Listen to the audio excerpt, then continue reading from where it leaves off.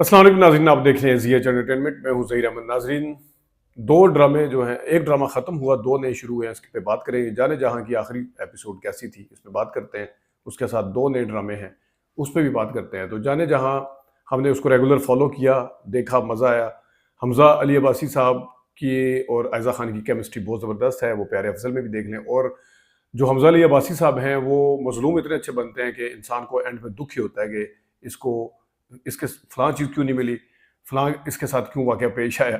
तो ये मन माइल देख लें आप, उसमें माया अली के साथ थे और इसके साथ इसके बाद फिर प्यारे अफजल उससे पहले। लेकिन इस दफ़ा डिफरेंट ये हुआ कि जाने जहां में उनको एक हैप्पी एंडिंग हुई है एक किस्म की, और ज़बरदस्त तरीके से उसको मतलब सम अप किया है। बीच में जाने जहां की अगर ये 41 या 42 एपिसोड्स थी, तो उसमें एक दो किस्तों में थोड़ा सा ड्रैग लगा था, जहां पे वरना इतने लंबे ड्रामे को संभालना जो है, और आपको ये भी नजर ना आए कि ये ड्रैग हो रहा है और आपकी दिलचस्पी जो है वो कायम रहे, ये बड़ा फन होता है इसको दिखाना। तो कासिम अली मुरीद साहब ने ओवरऑल बहुत अच्छा ड्रामा बनाया। तो उसमें दो चीजें बड़ी अहम थी। एक तो ये था कि तबरेज का जो किरदार था हारिस वहीद, वो इस ड्रामे के साथ अपना एक जिस शोहरत के लेवल पे या जिस पॉपुलैरिटी के लेवल पे पहले थे, उसको दुगना किया जा सकता है इस ड्रामे के बाद। उन्होंने बड़ी दाद समेटी और बिलाशुबा उन्होंने बहुत अच्छा काम किया, इसमें कोई शक नहीं। उसके साथ स्वेरा नदीम साहिबा अगरचे बहुत सीनियर अदाकार हैं, लेकिन काफ़ी अरसे से उनके क्रेडिट के ऊपर भी कोई ऐसी चीज़ नहीं थी। लेकिन इस ड्रामे ने उनको भी बड़ा दुआम बख्शा है, और उसके साथ पॉपुलैरिटी और मतलब टॉक ऑफ द टाउन बनी है उनकी परफॉर्मेंस। इन दो किरदारों की एक ख़ास बात और भी है, वो ये है कि अगरचे पूरे ड्रामे में दोनों को, हारिस वहीद जिन्होंने तबरेज़ का किरदार अदा किया, और सवेरा नदीम जिन्होंने मुराद अली शाह की दूसरी बीवी का किरदार अदा किया, इनको पूरे ड्रामे में लोगों ने बड़ी गालियाँ निकाली। लोग बड़े इनसे कुड़ते थे, इनको देख के कोई अच्छा फ़ील नहीं होता था। लेकिन उसके बिल्कुल बरअक्स, जब इन दोनों का इख्तिताम हुआ, हारिस वहीद को जब कत्ल करती है, और इनकी जो हमजा के साथ जो डायलॉग थे आखिरी किस्त में, सवेरा नदीम का डायलॉग क्या था, इनका रिएक्शन ही था, डायलॉग तो सारे हमजा के थे। और वो ख़त जो लिख के जाती है, तो उसमें फिर वो कब्रिस्तान जब जहाँ जाती है, तो उसमें जो हमदर्दियाँ समेटी हैं, ये बड़ा ज़बरदस्त है। इसमें लिखने वाले का भी कमाल था कि ऐसे तरीके से उसको पेश किया कि देखने वालों को एंड पे थोड़ा तरस भी आए इसके ऊपर और हमदर्दी भी हो दोनों पे। और लेकिन उसमें जो इनकी परफॉर्मेंस थी बिलाशुबा, क्योंकि एक चीज़ जब कागज़ पे लिखी जाती है पेपर पे, उसको डिलीवर करना जो है वो आर्टिस्ट का काम है, वो हदायतकार का काम है कि किस तरीके से दिखाना है। राइटर लिख के चला जाता है। तो दोनों तारीफ यहाँ पे भी, दोनों की तारीफ बनती है, डायरेक्टर की भी और आर्टिस्ट की भी। तो यहाँ पे खास तौर पे जिसमें मैंने पहले बताया कि हमजा जब बताता है कि तुमने अपने शोहर को यानी मेरे बाप को भी मारा था, वो बहुत ज़बरदस्त मतलब उन्होंने वहाँ पे अदाकारी की हमजा साहब ने। मैं इस चीज़ के ऊपर मानता हूँ कि एक्शन के साथ रिएक्शन जो होता है बहुत काउंट होता है, और सवेरा नदीम का जो रिएक्शन था, अल्फाज कोई नहीं है और हैरान भी है, परेशान भी है, उसकी तरफ देख रही है, सारा कुछ है, और लेकिन बाद में वो ख़त लिखती है तो सारे अपने तासरात बताती है या वो कब्र पे जाती है। तो ये ज़बरदस्त तरीके से रिएक्शन था सवेरा नदीम का।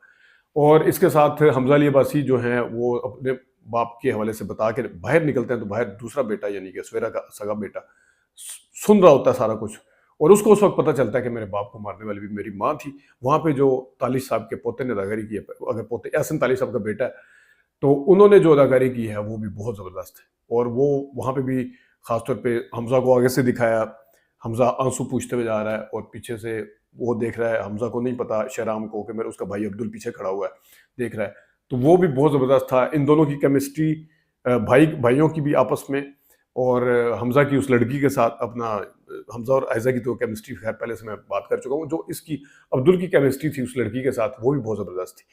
तो नवाल सईद ने बहुत अच्छी अदाकारी की, वो उन्होंने गुलज़ेब के किरदार को बहुत ज़बरदस्त किया। इसमें एक और भी दिखाया कि नौकर जो है वो दोबारा से आ जाता है, वो जो ज़हर डालता है वो उसको भी खुशियों में शामिल होता है। तो क्या ये अच्छा होता कि अगर ज़ीनत को भी दोबारा से शामिल कर लिया जाता, कि उसको बड़ी बेचैनी से इंतज़ार था इन दोनों के मिलने का, इन दोनों की शादी देखने का या इन शादी की होने का, तो कभी किसी तरीके से उसको भी बीच में डाला जा सकता था।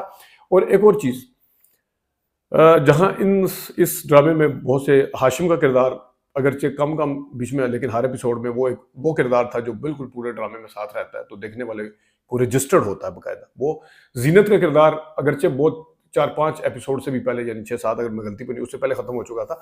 लेकिन उसने जीनत ने जो एक इम्पैक्ट छोड़ा है वो बहुत जबरदस्त था वो भी। बल्कि मैं तो ये कहूँगा कि जमाल की बेटी से ज्यादा उसने इम्पैक्ट छोड़ा है। तो हालांकि इसका चले वो अपने किरदार के हिसाब से था, लेकिन उन्होंने बड़ा अच्छा डिलीवर किया उस किरदार को। फिर और जितने भी किरदार थे इसके साथ लोग देखने वाले खुश हुए कि हमजा अब्बासी जो है हमेशा आयजा खान को खो देता है, या हमजा अब्बासी के साथ आखिरी किस्त में बहुत बुरा होता है। तो इस दफ़ा लोग ये कह रहे थे कि हम छोड़ेंगे नहीं हदायतकार को अगर उसने आयजा खान को और हमजा को आपस में, यानी शहराम और मानूर को आपस में ना मिलाया। फिर इमाद इरफानी साहब थे या इमाद उर्फी साहब, जो भी उनका नाम था, जो जिसने तैमूर का किरदार अदा किया, उन्होंने बड़ा अच्छा किरदार अदा किया। उन्होंने पॉजिटिव रहे और वो बहुत मतलब है एक अच्छा इम्पैक्ट छोड़ा किरदार के ऊपर। फिर जो ये जो लड़का था कबीर लड़का जो था विलन, उसने बड़ा अच्छा किया। नूरुल हसन ने बहुत अच्छा किया। नूरुल हसन की जो वाइफ बनी हुई है मानूर की, जो माँ है, उन्होंने बहुत अच्छा किरदार अदा किया। और जो नूरुल हसन की छोटी बेटी है उसने भी अपने किरदार के अंदर जान डाली। तो ओवरऑल एक ड्रामा बहुत अच्छा था। मुझे जमाल की एक्टिंग से देखें, एक्टिंग ये है कि जिस तरह अब सवेरा नदी में लोग उसको गालियां निकालते हैं, उसकी सक्सेस थी कि उसने अच्छा किया। हारिस वहीद लोग उससे कुटते हैं, चिढ़ते हैं कि ये क्या करता फिर रहा है, गुस्सा आता है, लेकिन उसको अदाकारी कर में कहीं ओवर एक्टिंग नजर आती, बेसाख्तगी बहुत नजर आई है। जमाल साहब को गालियां वैसे निकालने का दिल करता था, लेकिन इस वजह से मेरे तो कम अज कम कि इन्होंने एक्टिंग में ना थोड़ी ओवर एक्टिंग की है, उन्होंने बनावट पैदा करने की है। ड्रामे में हकीकत चलती है, तबरेज का कहीं आपको महसूस नहीं होता कि उसने डायलॉग याद किया। जबकि जमाल साहब जो थे ना, उन्होंने जो बना के बोला, उन्होंने फिल्मी टच देने की कोशिश की, उन्होंने वो मुझे खैर इस एक किरदार के अलावा पूरा ड्रामा जो था वो बहुत ज़बरदस्त था, मज़ा आया देख के।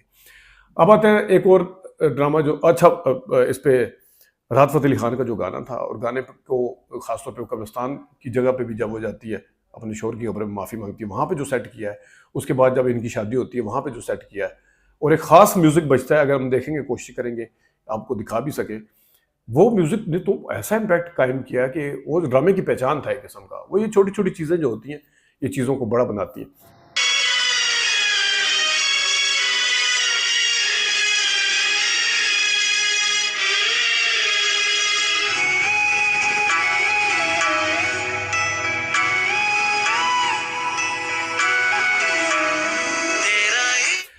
अब आते हैं एक और ड्रामे की तरफ जो शुरू हुआ है, एक चुभन सी। एक चुभन सी जो है उसमें सोनिया हुसैन है, उसमें समी खान है, जावेद शेख हैं, हिरा खान गलबन नाम है उनका, वो हैं। तो पहली दो किस्तें इसकी थी। समी खान की और सोनिया की आपस की केमिस्ट्री बड़ी अच्छी सक्सेसफुली दिखाई है, और सोनिया हुसैन ने बहुत ही अच्छा काम किया। सोनिया हुसैन पता नहीं चलता कि टिच बटन वाली लड़की है या पहले जो ड्रामे थे उन्होंने किए हैं, बड़ा एक खूबसूरत है, लेकिन घरेलू टच नज़र आता है उसमें। हमारे यहाँ अमूमी तौर पे जो एक्ट्रेस हैं ख़ास तौर पे, उनके अंदर एक्ट्रेस का टच ज़्यादा नज़र आता है बनिस्बत उस किरदार के, लेकिन सोनिया हुसैन अब का जो टच है वो एक्ट्रेस से ज़्यादा उस घरेलू लड़की का नज़र आया, लेकिन जो खूबसूरत है और बड़े अच्छे तरीके से, कोई कहीं पे भी ओवर एक्टिंग नहीं अपने किरदार के अंदर इन दो किस्तों में रही है। समी खान है, वो भी मंजे हुए अदाकार हैं, पुराने अदाकार हैं, उसमें भी ठीक है। जावेद शेख साहब की मुझे नहीं समझ आई कि इन्होंने सिर्फ 2 एपिसोड के लिए ड्रामा क्यों किया। ये वो मतलब उनका इंतकाल हो जाता, बल्कि एक में ही हो जाता गालबन। तो हिरा खान जो हैं वो भी ठीक अदाकारी कर रहे हैं। आगे जाके उनके किरदार की जेहतें आएंगी, शेड्स आएंगी, देखते हैं कि उसको वो कितने अच्छे तरीके से टैकल करती हैं। अगरचे वो पहले जब अपनी सहेली को बुलाती हैं, अपनी कज़न को बुलाती हैं कि मेरे अब्बू की तबीयत ख़राब है, रो रो के, तो पहले पता चलता है कि ओवर एक्टिंग कर रही है, लेकिन बाद में पता चलता है वहाँ भी वो ड्रामा कर रही होती है उसको बुलाने के लिए। लेकिन एक चीज़ मुझे समझ नहीं आई, जब वो उसको बुलाने के लिए ड्रामा कर रही थी, तो उस वक्त जब तक वो बाहर निकल के उनकी गाड़ी नहीं देखती, उस वक्त तक वो फिर भी मोबाइल में लगी रहती। मतलब ड्रामा क्या वो खाली बाप को संभालने के लिए कर रही थी, या उनसे मिलने के लिए कर रही थी, उसके शोहर को देखने के लिए कर रही थी, जो आगे जाकर स्टोरी लगती भी ऐसे है कि वो एक मतलब बीच में आएंगी। तो ये चीज़ थोड़ी सी क्लियर नहीं हुई, लेकिन ओवरऑल ड्रामे का जो एक उठान है, उसकी जो उसका बिल्टअप है जो, वो बहुत ज़बरदस्त है, और मेरे ख्याल में यही एक सक्सेस होती है। आगे जाके ड्रामे को ड्रैग कर दिया जाए तो फिर अलग बात है, लेकिन मुझे लग रहा है कि ड्रामा आगे जाके अच्छा पिकअप पकड़ेगा और इसको लोग देखेंगे, शौक से देखेंगे। एक और ड्रामा जो है वो जफ़ा है। जफ़ा के डायरेक्टर दानिश नवाज हैं, उनके क्रेडिट के ऊपर भी अच्छे ड्रामे हैं। जफ़ा की जो किरदार हैं उसमें मारवा हुसैन हैं, उसमें मोहिब मिर्ज़ा हैं, ये दो, और उसके साथ उस्मान मुख्तार हैं, ये भी काफ़ी दिन के बाद आए हैं। फिर वो एक लड़की है सैर खान, और फिर उसके साथ साथ फरा सादिया बड़े अरसे के बाद नज़र आई हैं इसमें। फरा सादिया के साथ फिर नादिया अफगन हैं, नुमान मसूद जो हैं, ये दोनों, क्योंकि फरा सादिया और नुमान मसूद दोनों का ताल्लुक इस्लामाबाद से है। ये दोनों शायद पीटीवी के ज़माने में किसी ड्रामे में एक साथ भी आए थे, लेकिन बहरहाल ये दोनों काफ़ी अरसे के बाद आए हैं। और नुमान मसूद और नादिया अफगन मियाँ बीवी बने, इनकी वो बेटी है सैर। तो इसमें थोड़ा-सा एक ये है कि मुहिब का किरदार, अपने किरदार में वो ठीक नज़र आ रहे हैं, जिस तरह का वो कॉम्प्लिकेटेड शख्सियत वो दिखाई गई है। मेरे ख्याल में आगे जाके वो ज़ारा को किस तरह तंग करेगा या जो भी करेगा वो नज़र आ रहा है। उस्मान मुख्तार डॉक्टर हैं, मारवा डॉक्टर बनी हुई है, डायरेक्शन के हिसाब से ठीक है।